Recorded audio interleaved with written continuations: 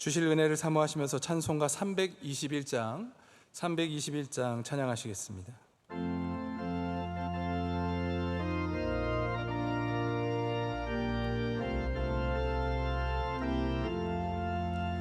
날 대속하신 예수께 내 생명 모두 드리니 늘 진실하게 하소서. 내 구주 예수여, 나 구주 위에 살리라. 내 기쁨 한량 없으리. 내 갈 길이 놓아소서. 내 구주 예수여, 날 구원하신 예수를 일평생을 지하오니 날 영접하여 주소서. 내 구주 예수여, 나 구주 위에 살리라. 내 기쁨 한량 없으리. 내 갈 길이 놓아소서. 내 구주 예수여, 주 십자가에 달리사 날 자유하게 했으니 내 몸과 마음을 주 위에 다스게 하소서. 나 구주 위에 살리라. 내 기쁨 한량 없으리. 내 갈 길이 놓아소서. 내 구주 예수여, 아멘. 오늘 우리에게 주시는 하나님의 말씀은 다니엘서 5장 5절부터 12절까지의 말씀입니다. 다니엘서 5장 5절부터 12절까지의 말씀입니다. 이 말씀을 한 절씩 교독하시고 마지막 절은 함께 읽겠습니다. 그때에 사람의 손가락들이 나타나서 왕궁 촛대 맞은편 석회벽에 글자를 쓰는데 왕이 그 글자 쓰는 손가락을 본지라.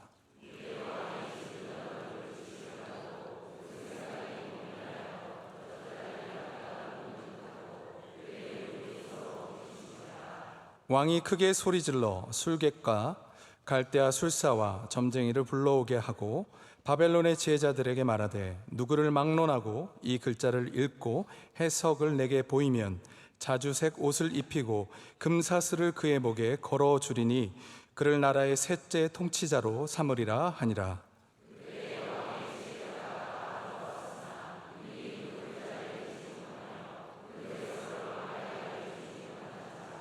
그러므로 벨사살 왕이 크게 번민하여 그의 얼굴빛이 변하였고 귀족들도 다 놀라니라.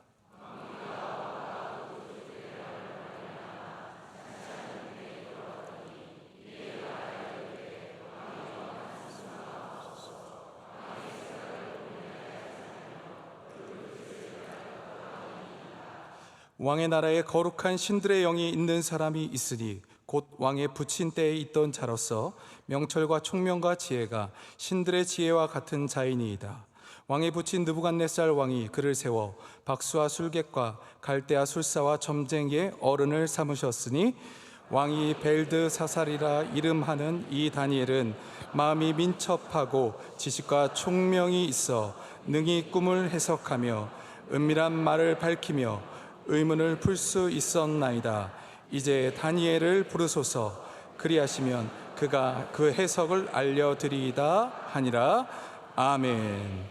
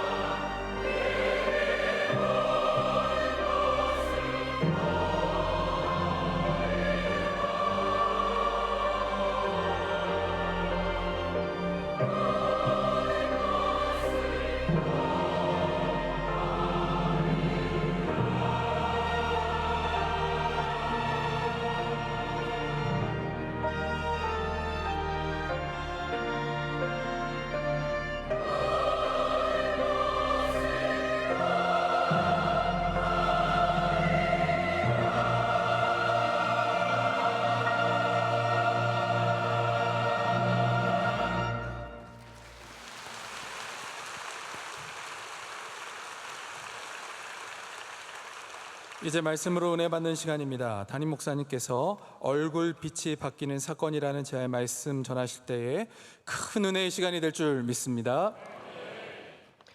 할렐루야. 모든 영광 감사 하나님께 올려드립니다. 우리의 찬양을 기쁘게 받으신 줄로 믿습니다.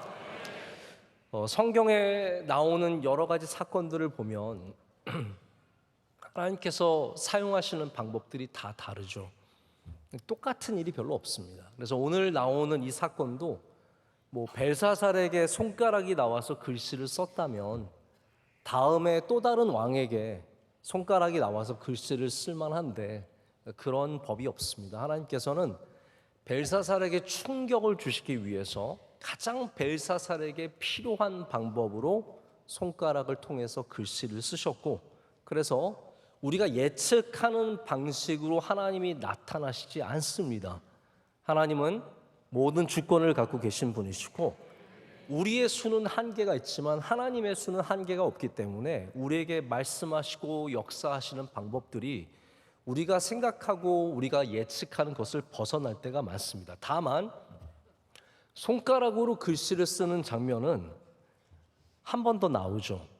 여러분 기억하십니까? 예수님께서 죄 있는 여자가 잡혀와서 사람들이 돌로 쳐 죽이려고 할 때 예수님께서 땅바닥에 글씨를 쓰시고 뭐라고 하셨습니까? 죄 없는 자가 먼저 치라라고 하셨죠. 사람들이 뿔뿔이 흩어졌는데 그때 이제 사람들이 아마 그 쓰셨던 글이 이 사람들의 죄목이었을 것이다라고 추측을 합니다. 그래서 어떤 신학자들은 이 손가락이 그렇기 때문에 예수님의 손가락이다. 그 신약에 나타나는 예수님께서 땅바닥에 글을 쓰셨듯이 여기 바로 이곳에도 예수님의 손가락이 나타나서 현현이라고 하죠. 이렇게 하나님께서 사람의 모습으로 나타나신 그 현현으로서 우리 가운데 나타나셨다라고 주장하기도 합니다. 근데 여러분 다니엘서를 읽어보시면 이런 사건들이 분명히 있습니다. 몇 번 저희가 이미 그 얘기를 나눴는데 느부갓네살의 신상의 꿈 기억하십니까? 금과 은과 동과 그리고 쇠와 철로 만들어진 신상을 뭐가 날라와서 치던가요? 산돌이, 산에서 나온 손대지 않은 돌이 나와서 신상을 쳐서 완전히 산산조각을 내고 그 돌은 태산을 이루어 온 세계를 덮죠. 우리가 그 돌을 예수 그리스도라 말합니다. 할렐루야. 주님께서 이 세상의 권세를 깨시고 주님의 나라가 온 세상 가운데 가득해지는, 그래서 다니엘서 안에는 이와 같이 예수 그리스도를 상징하는 요소들이 분명히 있습니다. 또 하나의 사건은 다니엘이 아니라 다니엘 세 친구가 불풀무에 들어갔을 때 그 안에 분명히 누군가가 더 있었죠. 우리가 그 사건을 기억합니다. 그래서 세 명이 들어갔는데 한 사람 더 그 안에서 돌아다니게 됩니다. 그것을 우리가 또한 예수 그리스도께서 그들 가운데 나타나셔서 그들의 생명을 지켜주시고 그들을 보호하셨다라는 얘기를 해서 우리가 다니엘서 안에는 이와 같이 예수 그리스도의 현현이라고 할 수 있는 예수님의 오심을 예언하는 예송들도 많지만 예수님이 실제로 우리 삶 가운데 들어오시는 장면들이 있습니다. 그래서 다니엘서는 역사서이기도 하지만 동시에 우리가 묵시록이라고, 계시록이라고, 앞으로 예언하는 예언사라고 부르기도 합니다. 자, 그러면 여기 손가락들은 어떤 의미일까요? 자, 여러분 제가 오늘 좀 여러분과 성경 공부를 해볼게요. 왜냐하면 저는 이 손가락들에 대해서 여러분께 이게 손가락이 뭐다라고 말씀을 드리고 싶지는 않습니다. 왜냐하면 자, 성경을 우리가 비유라든지 많은 이야기들을 풍유, 한번 따라해봅시다. 풍유. 여러분이 풍유가 비유는 아시죠? 비유도 모르세요? 비유는 아시잖아요. 풍유도 여러분께서 이해를 하셔야 돼요. 풍유는 뭐냐 하면 어떤 이야기를 하고 있는데 그 안에 숨겨진 이야기가 있는 것이 풍유입니다. 이거를 우리가 영어로는 알레고리라고 하죠. 얼레꼴레가 아니라 알레고리라고 합니다. 그래서 이 알레고리컬한 해석들, 풍유적인 해석은 굉장히 전통적인 해석이기도 해요. 예를 들어서 제가 어거스틴, 이번에 한번 제가 어떤 책을 저한테 영어 책 주시는 분들은 별로 제가 고마워하지 않는다는 사실을 아셔야 돼요. 제가 오늘 어떤 교수님을 만났는데 목사님 이런 책 필요하시죠? 그러면서 저한테 이렇게 두꺼운 영어 책을 줘요. 여러분 아셔야 되는 게 저는 영어 책이 있으면 한글로 번역된 책을 꼭 찾아서 읽습니다. 한글이 훨씬 더 쉽잖아요. 주셨는데 이게 한글로 번역된 게 없어서 제가 앞에 좀 읽었어요. 읽다 보니까 어거스틴, 이것도 이제 예수님의 비유에 대한 책인데 어거스틴 얘기를 하면서 어거스틴도 풍유 해석을 많이 했다는 거예요. 그러니까 예수님의 비유를 보면서 예를 들면 이런 겁니다. 사마리아인의 비유. 우리는 그 사마리아인의 비유를 예수님께서 보여주시는 선한 사람, 의외의 선한 사람의 이야기로 받아들이면 되는데 예전에는 이거를 풍유로 해석하는 사람들이 있었어요. 그래서 여인숙 주인은 바울이다. 뭐 이런 식으로. 그래서 숨겨진 이야기처럼 해석해서 어거스틴이 설교한 내용이 있다는 거죠. 이게 카톨릭의 전통이 되었고 오랜 세월 동안 풍유적인 해석이 굉장히 압도적으로 많았습니다. 자, 그런데 문제가 있어요. 예를 들면 이런 문제가 있습니다. 여러분 요즘에도 666 갖고 고민하시는 분들 계세요? 혹시 여러분 중에 나 666 찍힌 거 아니야? 막 그래서 난 적그리스도의 세상에 살고 있고 유엔이 적그리스도고 뭐 이런 거 아직도 고민하는 분들 계십니까? 자, 이게 풍유적 해석의 문제예요. 666을 풍유로 해석하면 이게 뭐 베리칩이라든지 바코드도 될 수 있는 거고 여러 가지가 될 수 있는 거예요. 그러니까 이런 거를 갖고 이단들이 너무나 쉽게 우리에게 접근하게 되죠. 그래서 여러분이 만약에 성경 공부를 하고 있는데 여러분 그리고 바깥에서 하는 성경 공부 원래 공부도 안 하는 분들이 왜 그렇게 바깥에서 하는 성경 공부는 또 좋아해요? 이상하지 않습니까? 여러분 예배 나와서 은혜 받으시길 축복합니다. 공부 진짜 원하시면 제가 이 시간 공부시켜 드릴게요. 그런데 바깥에서 하는 성경 공부의 가장 흔한 형태가 풍유적 해석입니다. 이걸 누가 제일 잘합니까? 신천지가 잘하는 거예요.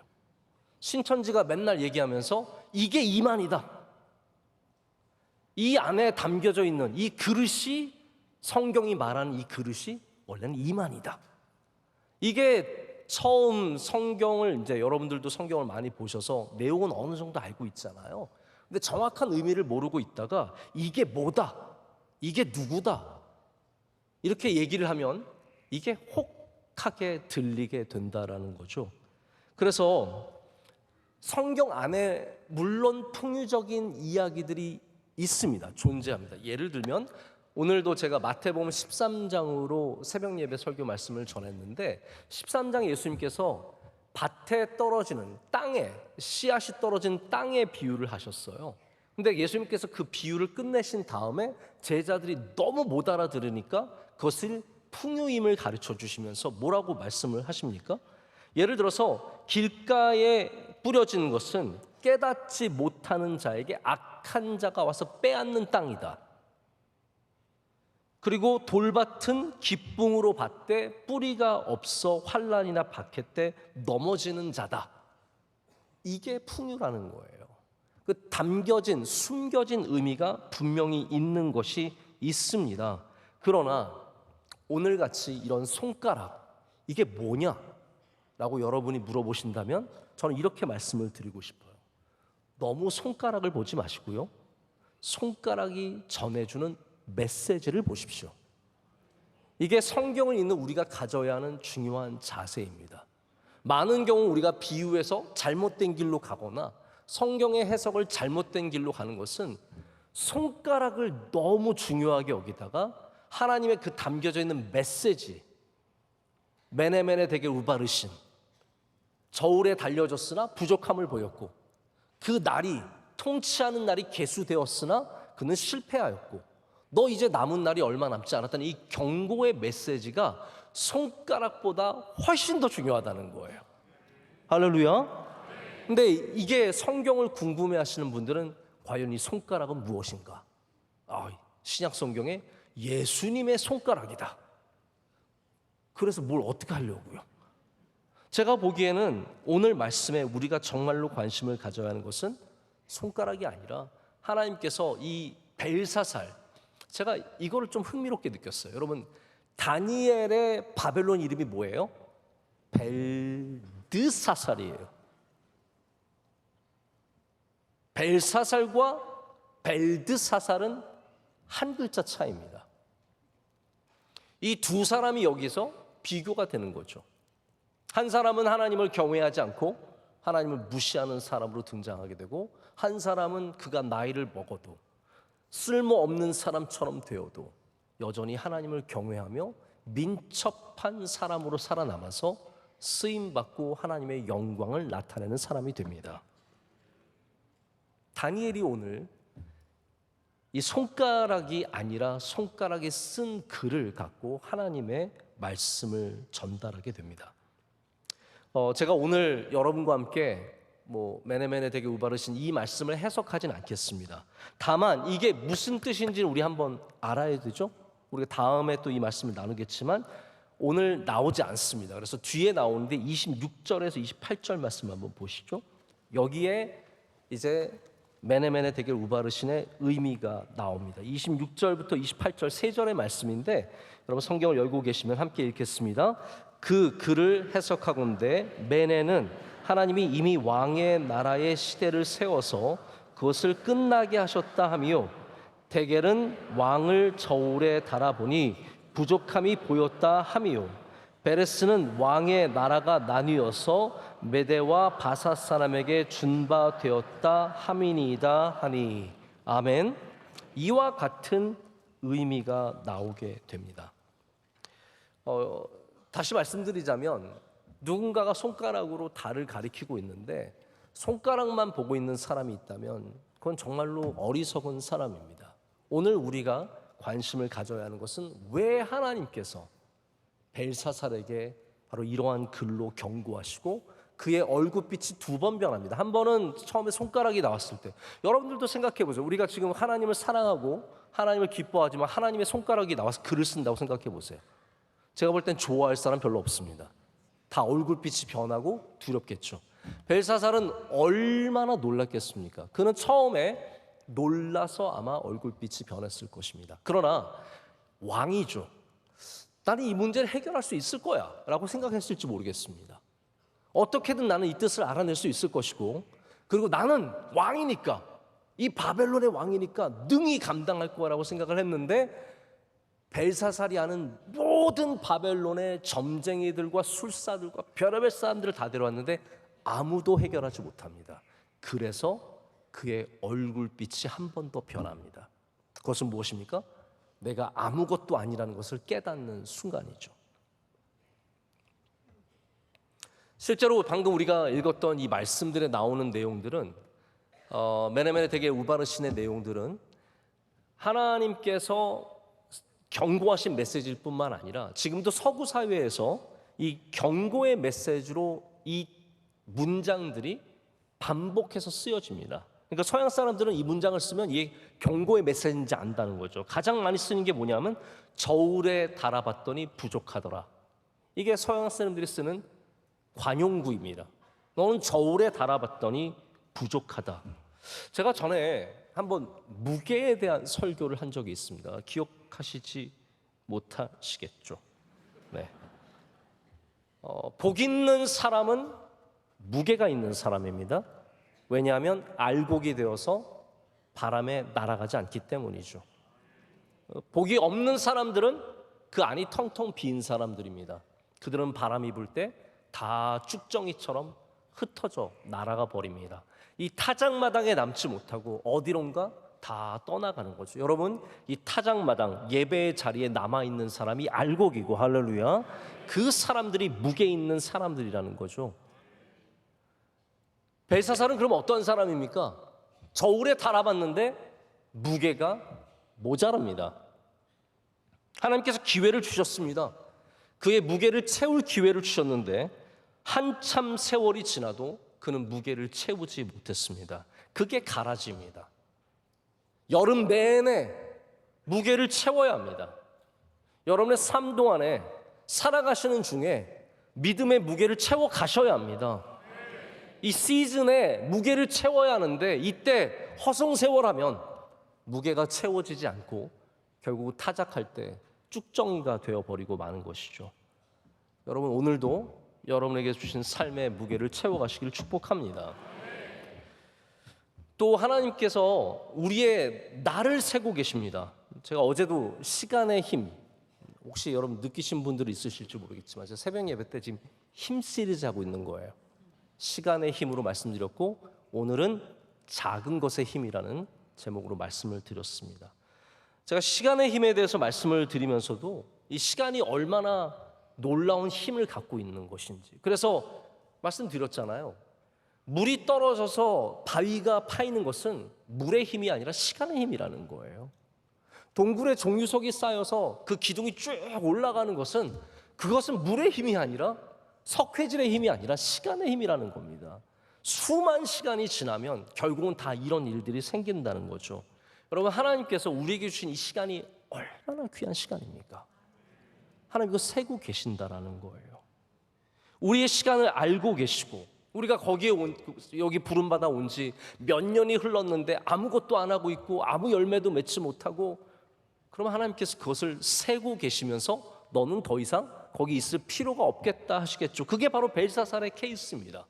벨사살에게 기회를 주셨습니다. 그의 아버지가 먼 800km 떨어진 곳에서 전쟁터에 나가 있고 그 도시에 머물고 있을 때 벨사살이 이 나라를 실제로 다스리고 10년 동안 다스리고 있었는데, 그는 오직 퍼마시고 놀고, 그리고 나라를 그의 조부가 세웠던, 느부갓네살이 세웠던 것들을 다 해먹고만 있었다는 거죠. 여러분, 우리가 만약에 우리의 삶 가운데 아직도 채우지 못하고 있고 아직도 허송세월하고 있다면, 오늘 말씀이 벨사살에게 주는 말씀이 아니라 내게 주시는 말씀임을 분명히 들으셔야 합니다. 얼굴빛이 좀 변하셔야 돼요. 심각하게 이 말씀을 한번 받아보셔야 합니다.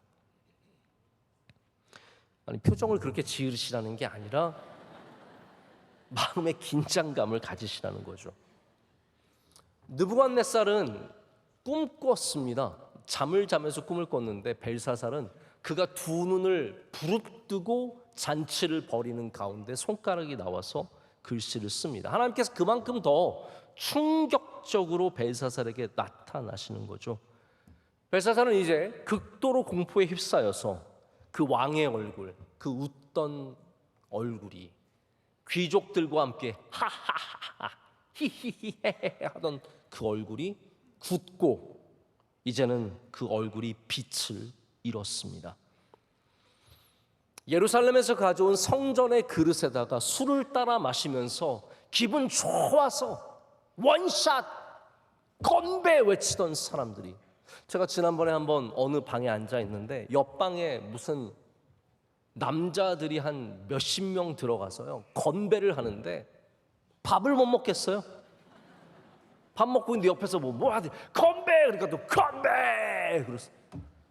누구를 회장님 건강하시도록 건배! 그러면 또 건배! 그러고 뭐 하는 건지 모르겠어요. 뭐 하는 건지. 여러분이 건배의 문화를 알면 안 됩니다. 건배 문화를 모르셔야 합니다. 할렐루야. 지금 벨사살이 귀족들과 건배하다가 그 웃던 얼굴이 굳어버렸습니다. 저는 성경의 저자가 벨사살의 얼굴빛을 왜 주목했는지 우리가 생각해 봐야 한다고 생각합니다. 왜 얼굴빛을 주목했을까요? 우리는 1장에서 이 바벨론에 갓 잡혀온 4명의 소년이, 우리는 하나님의 말씀대로 살겠습니다, 우리는 바벨론의 법대로가 아니라 하나님의 법대로 살겠습니다 라고 선언하고, 이 소년들이 용기가 있지 않습니까? 원래 제가 볼 때는 어른들은 점점 용기를 잃어가는 것 같아요. 소년들이 이런 배짱이 있습니다. 그렇게 하겠습니다 라고 하면서 궁정에서 주는 음식을 거부하고 오직 하나님께서 기뻐하시는 음식만, 채소만 먹죠. 근데 시간이 지나서 그들의 얼굴을 봤는데 그들의 얼굴이 어땠습니까? 성경에 나와 있는 것을 그대로 말씀을 드리자면 더 아름답고 윤택해졌더라 라고 쓰고 있습니다. 얼굴빛이 좋아졌다는 겁니다. 여러분, 잘 먹어야 얼굴빛이 좋아지는 게 아니라 하나님과 함께하는 평안이 있어야 얼굴빛이 좋아지는 겁니다. 여기 벨사살은 하나님이 주시는 공포에 그의 밝은 얼굴빛이 다 사라졌습니다. 여러분, 인생을 잘 사는 것 같아도 한순간에 우리의 얼굴빛을 잃어버릴 수 있습니다. 병원에 다녀와서, 은행에서 편지가 와서, 어디에서 전화가 와서 순식간에 우리의 얼굴빛이 변할 수 있습니다. 여러분, 그때 하나님의 평안이 다시 여러분의 얼굴빛을 살아나게 하시길 축복합니다. 두려움과 걱정과 근심에 쌓이지 마시고, 다니엘과 다니엘의 친구들이 바벨론에서도 그의 아름다운 윤택한 얼굴빛을 가졌던 것처럼 여러분, 이 험난한 세상 속에서 여러분의 얼굴빛이 영원토록 밝으시길 축복합니다. 벨사살은 7절에 보이듯이 즉시 자신의 영적인 지도자들을 의지하였습니다. 그래서 술객과 술사와, 여러분, 술객과 술사가 다 술 먹는 사람들 아닙니다. 점쟁이를 불러오게 합니다. 술사는 누구입니까? 술객은 누구입니까? enchanters, 주문을 외우는 사람들입니다. 술사는 astrologers, 하늘을 보면서 점을 치는 사람들입니다. 별 관측하는 사람들이죠.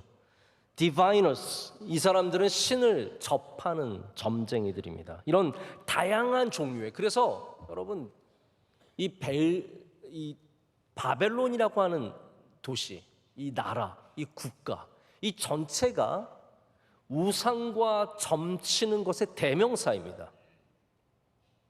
그래서 신할산, 여러분 아시겠지만 이 아간이 훔쳤던 신할산 외투도 바벨론을 말하는 것이거든요.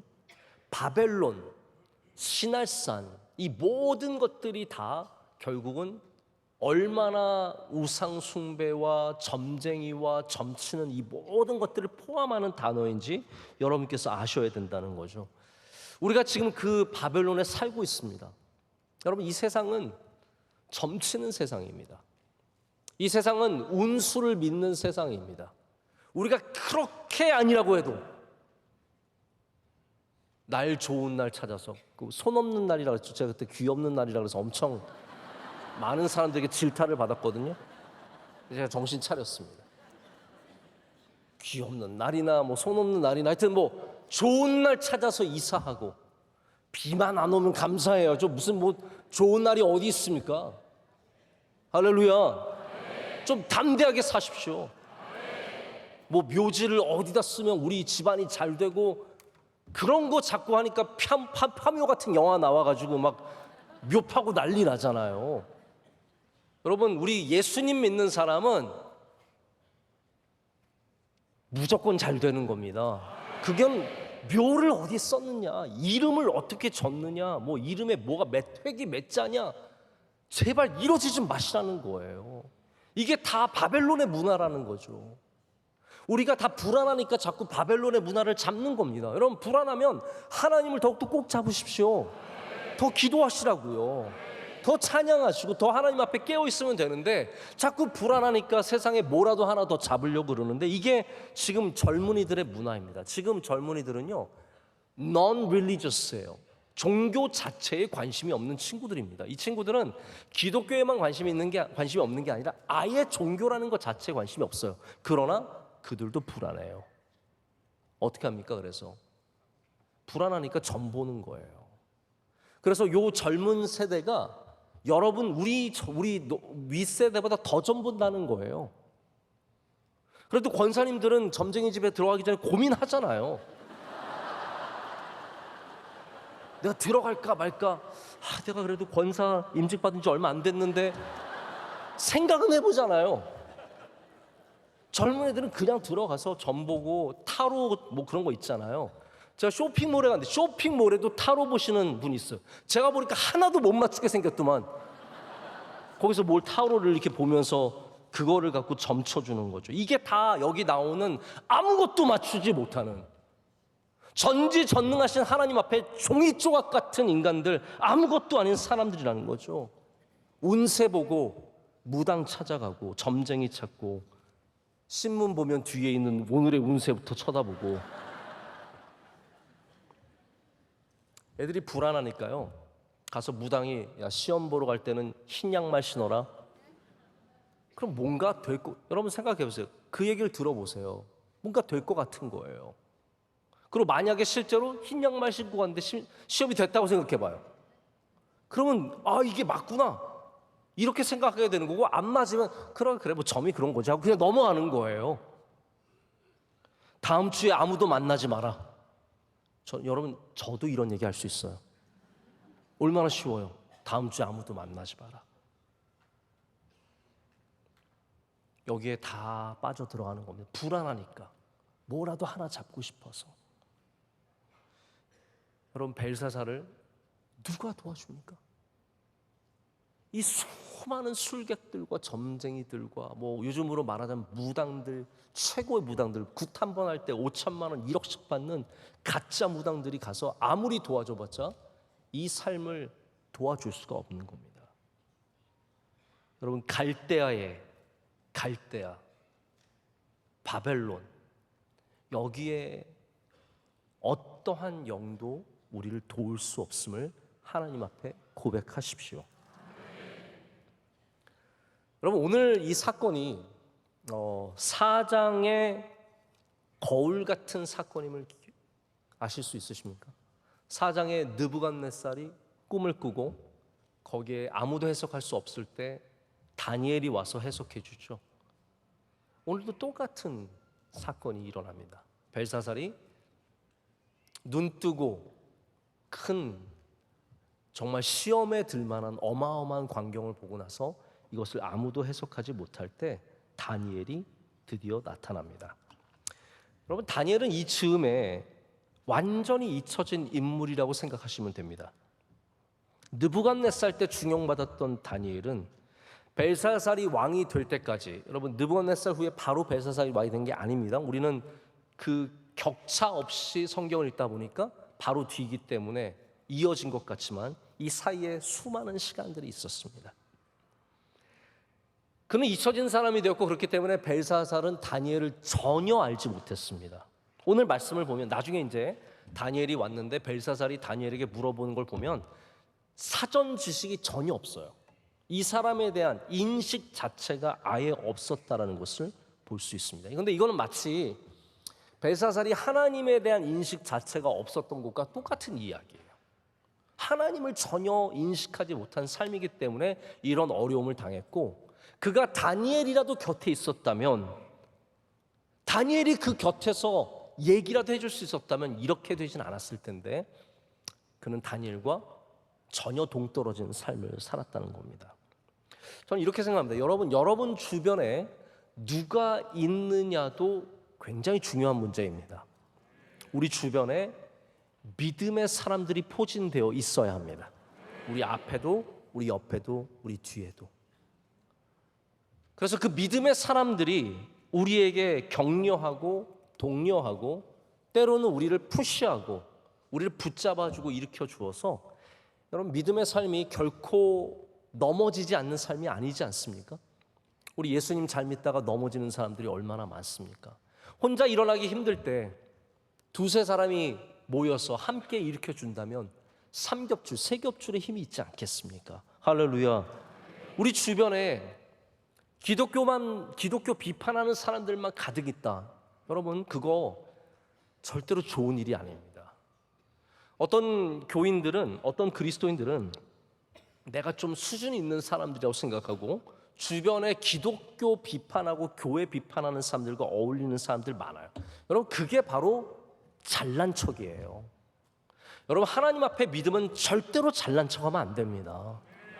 잘났다고 교회 비판하고 기독교 비판하고 뭐 조금이라도 흠 있으면 그거 막 잡아서 깎아내리고 이런 것만 즐거워하면 여러분의 믿음은 하나님 앞에서 참 안 된 겁니다. 불쌍한 겁니다. 여러분 잘난 척하는 믿음 갖지 마시고요. 좋은 믿음 가지시길 축복합니다.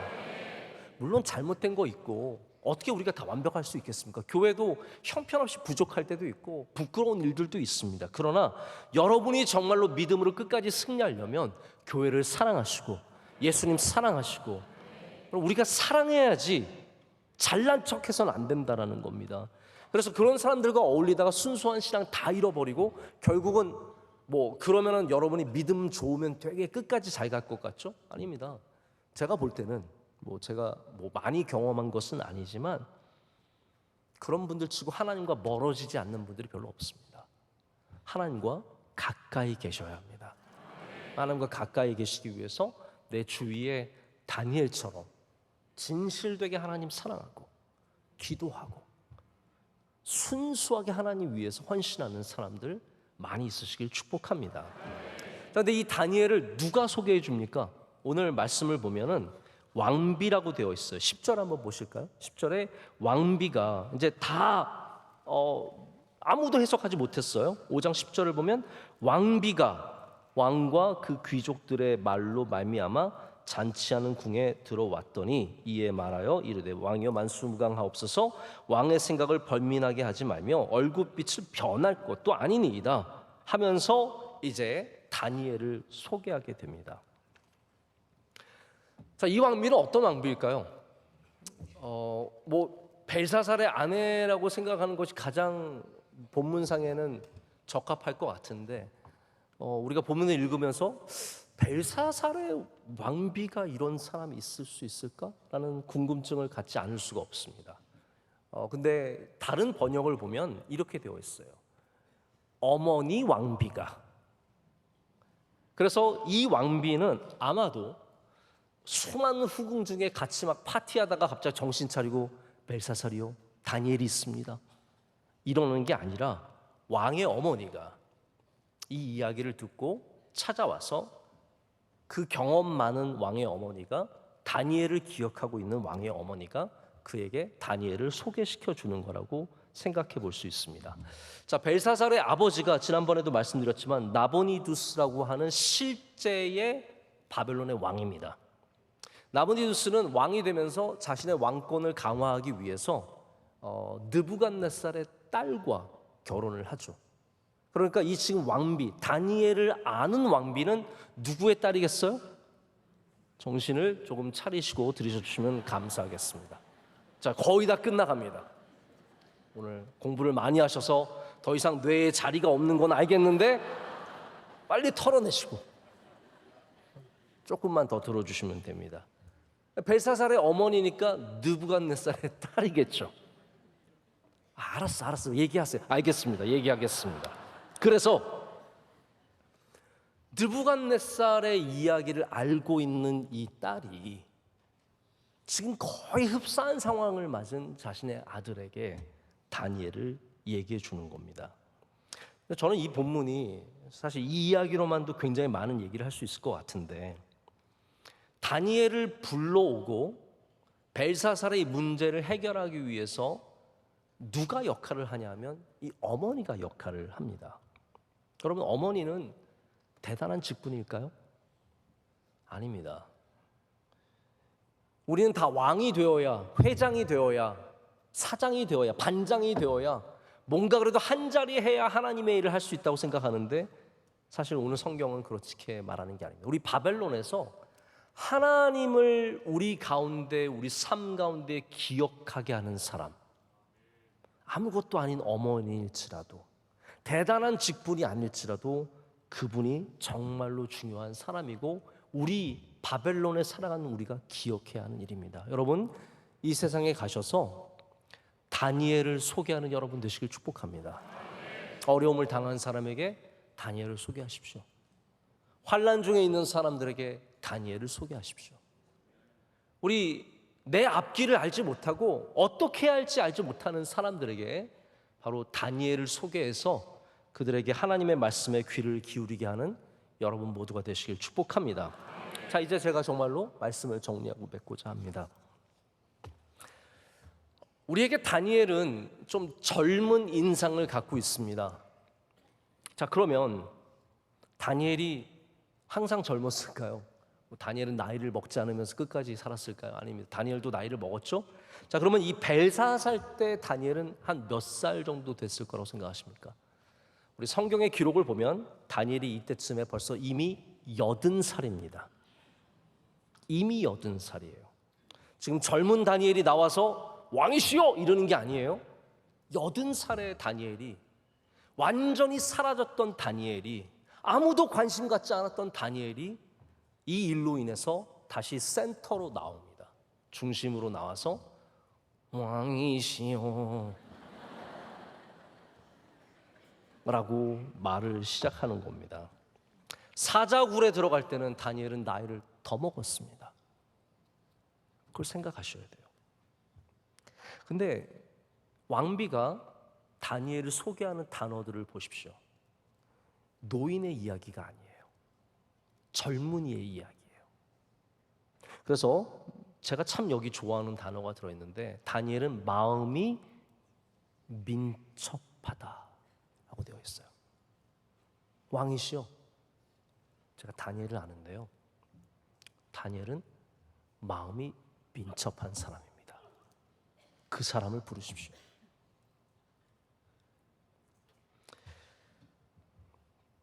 민첩하다는 말은 몸이 재빠르다는 말이 아닙니다. 혹은 눈치가 좋아서 여러 왕들 사이에서 계속해서 자신의 권력을 유지했다는 말도 아닙니다.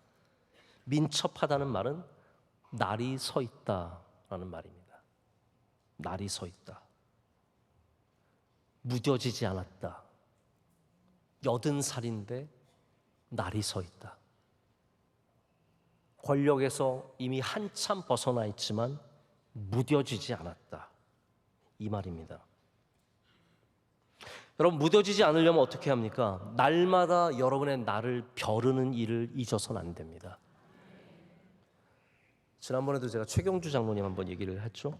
최경주 장로님이 예전에 했던 얘기 제가 기사에서 본 게 기억이 나는데, 이분이 이렇게 하시더라고요. 자기는 매일 골프 연습을 하는데, 이거를 하루라도 안 하면, 하루 안 한 걸 메꾸기 위해서 일주일치를 해야 된대요. 그러니까 한 번 날이 무뎌지면 나를 다시 벼르기 위해서 어마어마한 더 많은 일을 해야 된다는 거죠. 그래서 장로님은 그게 힘들어서 그냥 매일 연습을 한다는 거예요. 여러분, 다니엘이 윗방에 가는 사건이 언제 나옵니까? 다음 장에 나와요. 6장에 나온다고요. 이게 그 전에 나온 사건이 아니라, 이제 다니엘이 나이가 많아서 정말 노인 중에 꼭고 노인이 되었을 때 윗방에 올라가는 사건이 나옵니다. 이 말이 무슨 말입니까? 다니엘이 나를 벼르는 나를 잊은 적이 없다는 말이에요. 다니엘은 평생에 그의 나를 무디게 하지 않았습니다. 다니엘은 평생에 하나님께 기도하는 것을 잊지 않았습니다. 다니엘은 평생에 하나님 앞에 게을러지지 않았습니다. 우리를 무뎌지게 하는 것이 많이 있습니다. 나를 벼르지 않고 계속 쓰기만 하면 우리는 점점 무뎌집니다. 그래서 40분 도끼질하고 10분 나를 가는 팀이 계속해서 도끼질만 하는 팀보다 더 능률이 좋다고 하죠. 애들이 만약에 50분 수업하고 10분 쉬지 않고 계속 공부한다고 생각해 보세요. 더 많이 할 것 같지만 그렇지 않다라는 거예요. 우리가 일주일 내내 일하면 더 많이 일할 수 있을 것 같지만, 안식일을 하나님 앞에 제대로 드리고 일해야 하나님께서 그 일을 잘 되게 하십니다. 이 모든 것이 다 벼르는 시간이에요. 우리의 심령을 벼러야 되고, 우리의 생각을 벼러야 되고, 우리의 몸을 무디지 않게 하려면 이와 같이 하나님이 주신 리듬을 갖고 살아야 하는데, 다니엘이 목에 칼이 들어와도 그 윗방에 가는 것을 멈추지 않은 것은 그가 평생에 나를 무디게 하지 않았다는 것을 말합니다. 제가 목회하면서 제일 많이 듣는 말, 우리 은퇴 권사님들도 저한테 이런 말씀 종종 하세요. 목사님, 저 이제 쉬고 싶어요. 구역장님들이 오랫동안 구역 섬기시다. 목사님, 이제는 제가 좀 쉬려고요. 여러분, 저는 쉬는 거를 반대하는 사람이 아닙니다. 왜냐하면 저도 쉬고 싶어요. 저도 쉬고 싶어요. 그런데 여러분의 날이 무뎌져서는 안 됩니다. 하나님 앞에서 날이 무뎌져서는 안 됩니다. 녹슬어서는 안 됩니다. 민첩한 마음, 그것이 무엇입니까? 새벽 예배 계속 드리시는 분들, 오래 드렸다고 이제 끝내지 마시고 그 날을 계속 가십시오. 예배 내가 명성교회 벌써 한 40년 나왔네, 이제는 좀 쉬어야지. 아닙니다. 그 예배의 날을 무뎌지지 않게 계속 가셔야 합니다. 봉사 오래 하셨죠? 내가 올해까지만 해야지 생각하시는 분들도 계시겠죠. 여러분, 그 날을 계속 무뎌지지 않게 갈아야 합니다. 다니엘이 80에도 민첩했고 90에도 민첩해요. 저는 이 민첩 80에 민첩하다는 걸 보면서 왜 원로 목사님 이렇게 생각이 나는지 모르겠어요. 여기 80이신 분이 한 분 계십니다. 그 누구도 믿을 수 없는 연세에 민첩하기가 말할 수 없이 민첩하시는, 교회 오래 다니다 보면요, 말씀에 무뎌지는 분들이 있습니다. 설교가 감동이 없죠. 뭐 다 아는 얘기고 별로 새로운 것도 없고. 근데 여러분, 성령 충만하면 별거 아닌 것도 날카롭게 내게 다가옵니다. 찬양 많이 부르다 보면 수요예배 찬양 때도 레퍼토리가 있잖아요. 그래서 오늘 찬양도 몇 달 전에 불렀던 거잖아요. 네. 그러나 이 찬양이 내게 새롭게, 뜨겁게, 날카롭게 다가온다는 거죠. 저는 바라기는 여러분에게 예배가 항상 날카롭게 다가가는 은혜가 있길 축복합니다. 하나님 앞에서는 기도가, 찬양이, 우리의 삶이 무뎌지지 않고 다니엘처럼 끝까지 민첩해서 우리 주님 부르시는 그날까지 우리 믿음을 지키고 끝까지 완주하는 저와 여러분 되기를 간절히 소망합니다.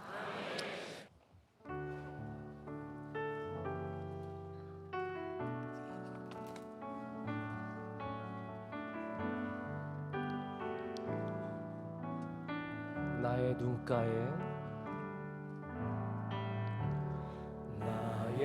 눈가에 주름이 지고 눈물이 많아졌습니다.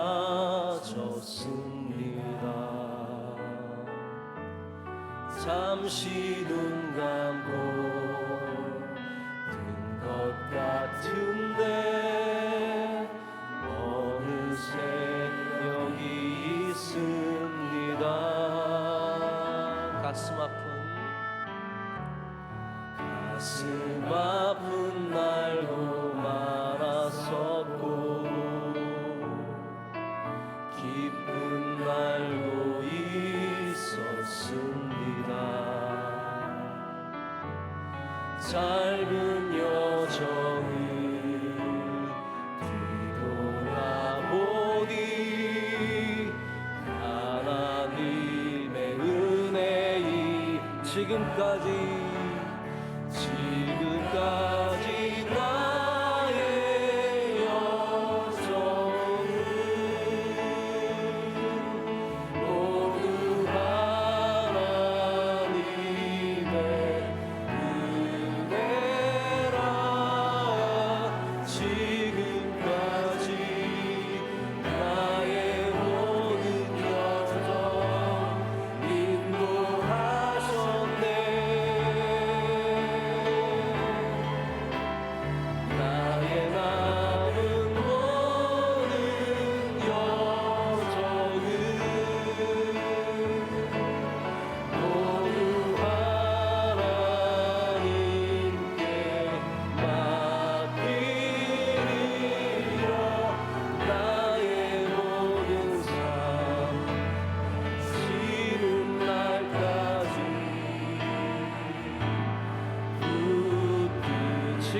지금까지 나의 여정은 지금까지 나의 여정은 모두 하나님의 은혜라. 지금까지 나의 모든 여정 인도하셨네.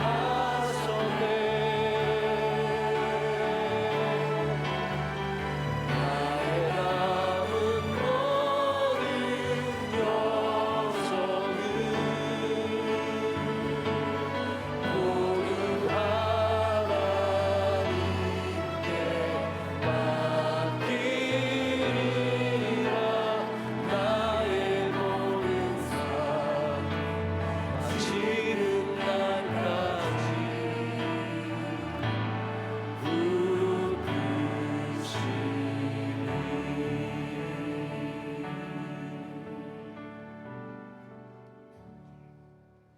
이제는 우리 주님 예수 그리스도의 무한하신 은혜와 하나님 아버지의 말로 닿을 수 없는 그 크신 사랑과 순간순간 감동하여 새 사람 되게 하시고 하나님의 온전한 사람으로 거듭나게 해주시는 성령 하나님의 감동, 감화, 교통으로 충만하신 은혜와 축복의 역사가 명성재단에서 헌신하고 충성하는 모든 믿음의 식구들 머리 위에와 특별히 기도 제목 정하여 오늘 특별한 그분들, 반드시 기적을 경험하기를 원하는 그분들 위에 이제로부터 영원토록 함께 계시기를 간절히 축원하옵나이다.